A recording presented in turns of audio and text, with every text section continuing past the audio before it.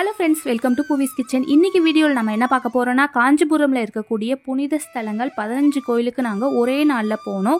So அங்கே எங்களுக்கு எவ்வளோ எக்ஸ்பென்சஸ் ஆச்சு, எந்தெந்த கோயிலில் எந்தெந்த டைமிங்கில் பார்க்கலாம், மேலும் ஒவ்வொரு கோயிலோட ஸ்தல வரலாறும் பார்க்கலாம். இந்த வீடியோவில் என்னோட டிஜிட்டலாக பயணம் செஞ்சு 15 கோயிலுக்கு சென்ற புண்ணியத்தை நீங்களும் அடையலாம். வாங்க வீடியோக்குள்ளே போயிடலாம். சென்னை கோயம்பேட்டிலேருந்து 3:30க்கு ஓன் வெஹிக்கலில் எங்களோட ட்ரிப்பை ஸ்டார்ட் பண்ணிவிட்டு 5:30க்கு நாங்கள் காஞ்சிபுரம் காமாட்சி அம்மன் கோயிலுக்கு ரீச் ஆனோம். இந்த கோவிலோட ஸ்தல வரலாறு பார்த்தீங்கன்னா, ஆதிசங்கரால் 8ஆம் நூற்றாண்டில் ஸ்ரீ சக்கரம் பதித்து உக்கிரமாக இருந்தக்கூடிய அந்த காமாட்சி அம்மனை சாந்தமான காமாட்சி அம்மனாக ஆதிசங்கரர் மாற்றியதாக சொல்லப்படுது. கோவிலோட டைமிங் பார்த்தீங்கன்னா, morning 5:30 to 12:30, evening 4 o'clock to 8:30. Kamakshi Amman கோவில் உள்ளேயே நமக்கு கல்வப்பெருமாள் கோவிலும் இருக்குது. இந்த கோவிலில் பெருமாளை நாம் கண்ணாடி வழியாக பார்க்கலாம். கல்வப்பெருமாள் கோவில் 108 திவ்ய தேசத்தில் ஒன்று. நெக்ஸ்ட் நம்ம போக போகிற கோவில் பார்த்திங்கன்னா மாகாளேஸ்வரர் கோவில். இந்த கோவிலோட timing 6:30 to 11:30 morning, evening 4:30 to 8. Kamakshi Amman கோவிலிருந்து மேற்கு கோபுர வாசல் வழியாக வந்தீங்கன்னா இந்த மாகாளேஸ்வரர் கோவில் அமைஞ்சிருக்கு. இந்த கோவில் ராகு கேது பரிகார ஸ்தலமாக விளங்குது. இந்த கோவிலில் லிங்கத்திற்கு பின்புறமாக சிவபெருமான் தனது இரு கைகளில் ராகு கேதுவை ஏந்திட்டு இருக்காரு.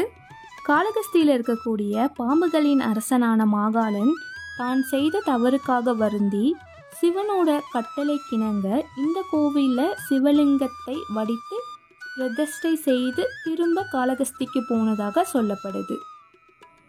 ராகு கேது தோஷம் இருக்கவங்க இந்த கோவிலுக்கு சென்று வழிபட்டால் அந்த தோஷம் போகும் என்று நம்பப்படுது. நெக்ஸ்ட் நாம் போக போகிற கோவில் பார்த்திங்கன்னா ஆதி காமாட்சி அம்மன் கோவில். மாகாளேஸ்வரர் கோவிலேருந்து கொஞ்சம் வாக்கபிள் டிஸ்டன்ஸ் தாங்க இந்த கோவில். ஆதிசங்கரர் இந்த கோவிலுக்கு வழிபட்டதுனால இந்த கோவிலோட பேர் ஆதி காமாட்சி அம்மன் கோவில்னு சொல்லப்படுது. நெக்ஸ்ட் நாம் போகக்கூடிய கோவில் பார்த்திங்கன்னா ஏகாம்பரேஸ்வரர் கோவில். காமாட்சி அம்மன் கோவிலேருந்து ஜஸ்ட் ஒரு 800 மீட்டர்ஸில் தான் இந்த கோவில் இருக்குது. இந்த கோவிலோட டைமிங்ஸ் பார்த்தீங்கன்னா morning 6 o'clock to 12:30, evening 4 o'clock to 8:30. இந்த கோவில் 108 திவ்ய தேசத்தில் ஒரு கோவிலாக இருக்குது. மேலும் சிவபெருமானுக்கு உகந்த ஸ்தலமாகவும் இருக்குது. இந்த கோவில் பார்த்தீங்கன்னா பார்க்குறதுக்கே ரொம்ப பழமையான கோவிலாக இருக்கும். இந்த கோவிலோட வரலாறு பார்த்தீங்கன்னா, காமாட்சி அம்மன் இங்கே தவம் செய்து சிவபெருமானை மணந்ததாக சொல்லப்படுது. மேலும் இந்த கோவில் 108 திவ்ய தேசத்தில் ஒரு கோவிலாக இருக்கப்படுது. இந்த கோவிலில் வீற்றிருக்கும் பெருமாளோட பெயர் திருநீலத்திங்கள் துண்ட பெருமாள். இந்த கோவிலில் பெருமாளோட நாபிக் கமலத்தில் மகாலட்சுமி காட்சி அளிக்கிறாங்க. இந்த காட்சியை நம்ம வேறு எங்கேயுமே காண முடியாது அப்படின்னு சொல்லப்படுது. இந்த கோவிலோட கோபுரம் பார்க்க ரொம்ப பிரம்மாண்டமாக காட்சி அளித்தது. மேலும் இது ஒரு பழமையான கோவிலாகவும் பார்க்க இருந்தது. ஏகாம்பரேஸ்வரர் கோவிலேருந்து நெக்ஸ்ட் நம்ம போன கோவில் வைகுண்ட பெருமாள் கோவில். இந்த கோவிலோட டெம்பிள் டைமிங் பார்த்திங்கன்னா மார்னிங் 7:30 to 12, ஈவினிங் 4:30 to 7:30. இந்த கோவில் பார்க்க ரொம்ப ப்ளசண்ட்டாக ரொம்ப பீஸ்ஃபுல்லாக அமைதியாக இருந்தது. நீங்கள் ஃபேமிலியாக போயிட்டு தர்ஷன் பண்ணுறதுக்கு ஒரு சூப்பரான ஒரு இடம் இந்த கோவில். அந்த கோவிலுக்கு உள்ளார அந்த சிற்பக்கலைகள்லாம் ரொம்ப சூப்பராக இருந்தது பார்க்குறதுக்கு. இந்த கோவிலில் இருக்கக்கூடிய பெருமாளோட பெயர் பார்த்திங்கன்னா வைகுண்ட பெருமாள். தாயாரோட பெயர் பார்த்திங்கன்னா வைகுண்டவல்லி தாயார். இந்த கோவிலோட வரலாறு பார்த்திங்கன்னா, பல்லவ மன்னனான பரமேஸ்வரன் இந்த கோவிலை கட்டியதாக சொல்லப்படுது. மேலும் அந்த பல்லவ மன்னனை பெருமாளை தந்தையாகவும் குருவாகவும் வளர்த்தியதாக சொல்லப்படுது. பெருமாள் இந்த மன்னனுக்கு வைகுண்ட ஏகாதசி அன்னைக்கு 3 ரூபத்தில் காட்சியளித்ததாக சொல்லப்படுது. பல்லவ மன்னன் தனக்கு பெருமாள் தந்த காட்சியை மக்கள் எல்லாரும் பார்க்கணும் அப்படின்ற காரணத்துக்காக 3 பெருமாளை இந்த கோவிலில் அமைச்சிருக்காரு. அமர்ந்த கோலம், சயன கோலம், நின்ற கோலம். பல்லவர்களோட சின்னமான சிங்கத்தை இந்த கோவிலோட சிற்பக்கலைகளில் நம்ம பல இடத்துல காணலாம். நெக்ஸ்ட்டு நம்ம போன கோவில் செவ்வந்தீஸ்வரர் கோவில். மாகாளேஸ்வரர் கோவிலிருந்து இது ரொம்ப பக்கம்தான். இந்த கோவிலோட டைமிங் பார்த்தீங்கன்னா காலையில் 7 மணிலேருந்து 9 மணி வரையும் தான். ஸோ நீங்கள் ஃபஸ்ட்டு இந்த கோவிலுக்கு போக பாருங்கள். அப்படி இல்லைன்னா மாகாளேஸ்வரர்லேருந்து நெக்ஸ்ட்டு இந்த கோவிலுக்கு வந்துடுங்க. ஏன்னா 9 மணிக்கு கோவில் க்ளோஸ் ஆயிரும். இந்த கோவில் செவ்வாய் பரிகார ஸ்தலமாக இருக்குது. கோவில் வரலாறு. இந்த கோவில் இருக்கக்கூடிய சூல தீர்த்தத்தை பைரவர் உண்டாக்கினார்.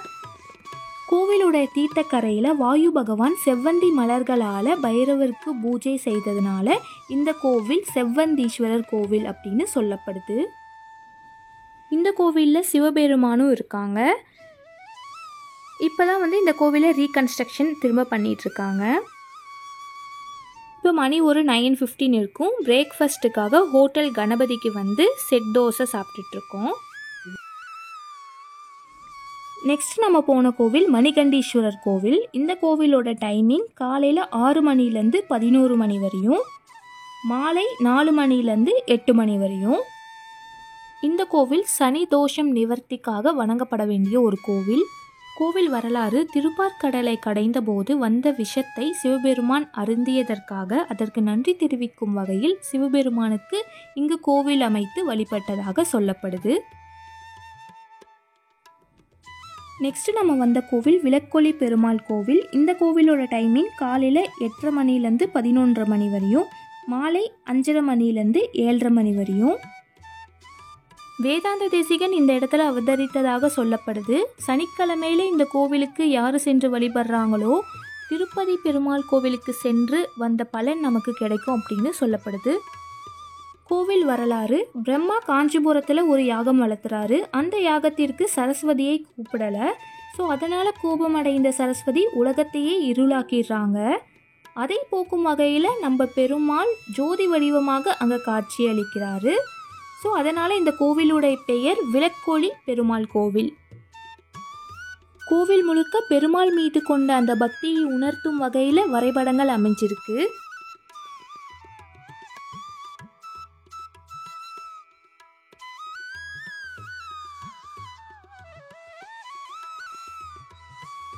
நெக்ஸ்ட் நம்ம போன கோவில் அழகிய சிங்கப்பெருமாள் கோவில். இந்த கோவிலோட டைமிங் காலையில் 6 மணிலேருந்து 11 மணி வரையும், மாலை 4 மணிலேருந்து 7:30 மணி வரையும்.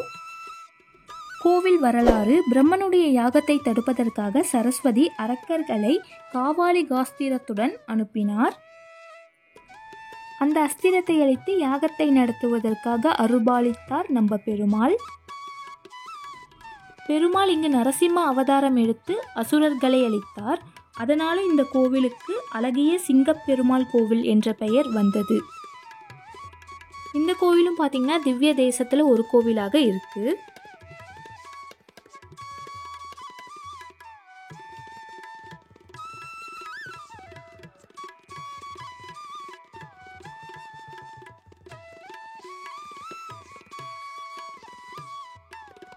நெக்ஸ்ட் நம்ம போன கோவில் பனாமுடீஸ்வரர் கோவில். இந்த கோவிலோட டைமிங் காலையில் 6:30 மணிலேருந்து 11 மணி வரை, மாலை 4:30 மணிலேருந்து 7 மணி வரை. கோவில் வரலாறு. பனா என்றால் பாம்பு என்று அர்த்தம். பாம்புகளை அழிப்பதற்காக கருடன் வந்தார். ஸோ அந்த பாம்புகள் ரொம்ப பயந்து சிவபெருமானை தஞ்சமடைந்தாங்க. ஸோ அதனால் அந்த பாம்புகளை மேனியிலும் சூடாமுடியிலும் அணிந்து கொண்டார் சிவபெருமான். இவ்வாறு பாம்புகளை காப்பாற்றுவதற்காக தனது சூடாமுடியில் பாம்புகளை அமர்த்தியதனால் இந்த கோவிலுடைய பெயர் பனாமுடீஸ்வரர் கோவில் என்று சொல்லப்படுது. இந்த கோவிலுக்கு நாங்கள் போனப்போ யாருமே இல்லை. ஸோ ரொம்ப அமைதியாக இருந்தது. விளக்கெலாம் போட்டு நல்லா சாமி கும்பிட்டு வந்தோம். இந்த கோவிலில் மூலஸ்தானம் இருக்கக்கூடிய அந்த சிவபெருமான் இருக்கக்கூடிய அந்த அறையிலேயே நமக்கு ராகுவும் கேதுவும் இருப்பாங்க. நீங்கள் விளக்கு போடணுன்னா அங்கேயே ஓரமாக போட்டுக்கலாம்.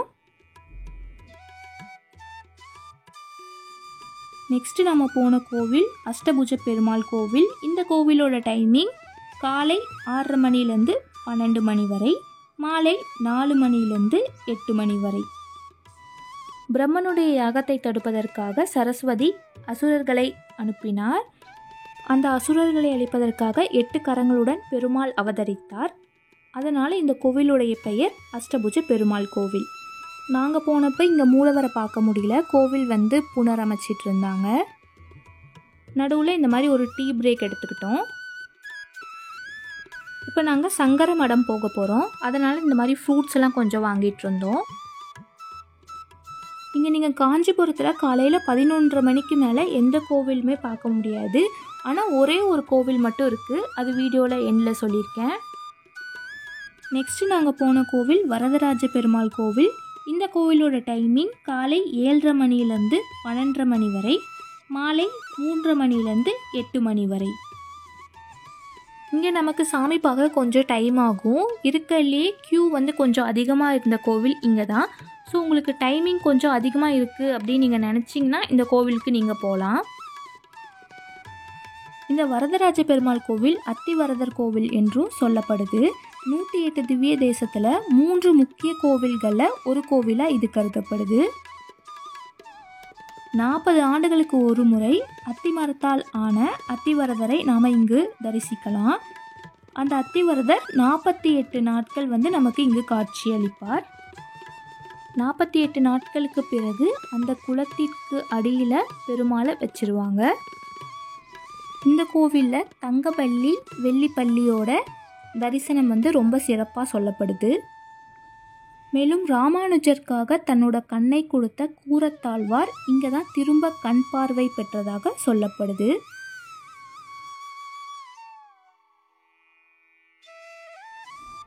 நார்மலாகவே இந்த கோவிலில் ரொம்ப ரஷ் அதிகமாக இருக்கும். நாங்கள் வந்து சனிக்கிழமையில் போயிருந்தோம்.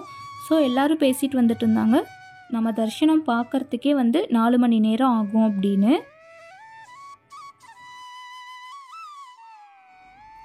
கூட்டம் அதிகமாக இருந்தனால கோவிலுடைய பிரகாரத்தை மட்டும் நாங்கள் சுற்றி வந்தோம்.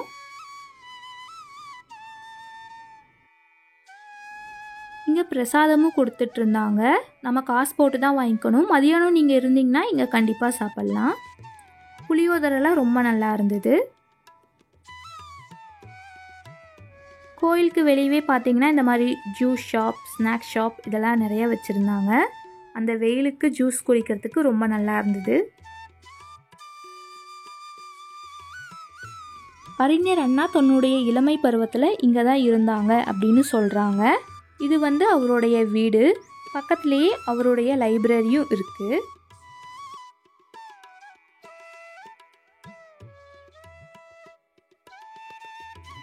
நெக்ஸ்ட்டு நாம் வந்த கோவில் பரித்தீஸ்வரர் கோவில்.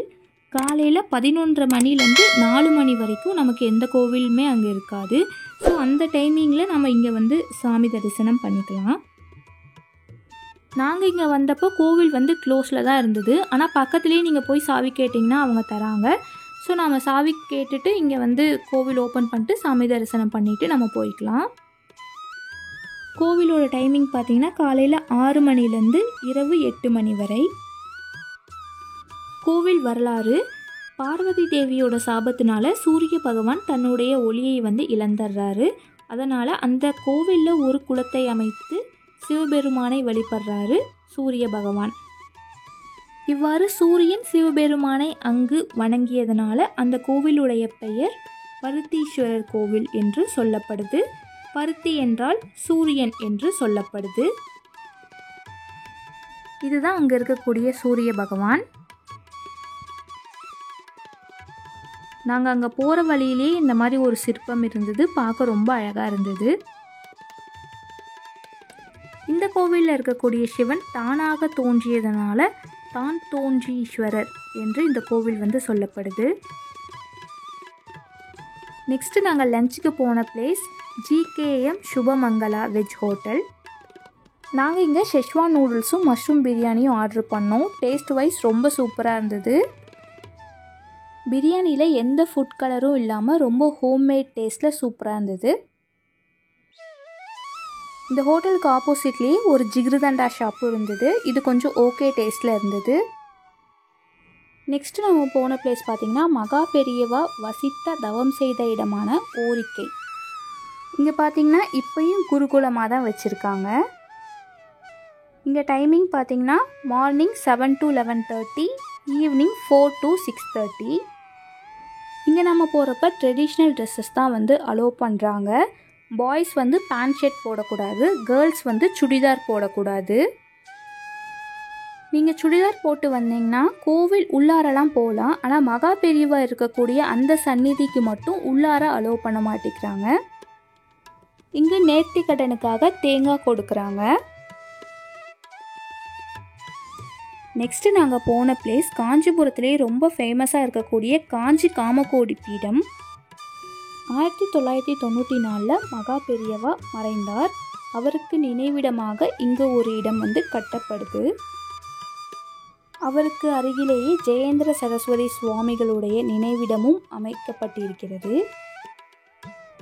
இங்கே இருவருக்குமே டெய்லி வந்து பூஜை புனஸ்காரம் செய்யப்படுது. நிறைய மக்கள் வந்து இங்கே வந்து வழிபடுறாங்க. இது ஒரு தியான மண்டபமாகவும் இருக்குது. இங்கே பாருங்கள், நிறைய பேர் உட்காந்து தியானம் பண்ணிகிட்ருக்காங்க. இன்றும் பார்த்திங்கன்னா இங்கே சொற்பொழிவுகளும் அன்னதானமும் வழங்கப்பட்டுருக்கு. இங்கே பாருங்கள் எவ்வளோ பெரிய அத்திமரம் இங்கே இருக்குன்னு. இங்கே நம்ம போகிறப்பையும் ஃப்ரூட்ஸ் வந்து வாங்கி தரலாம்.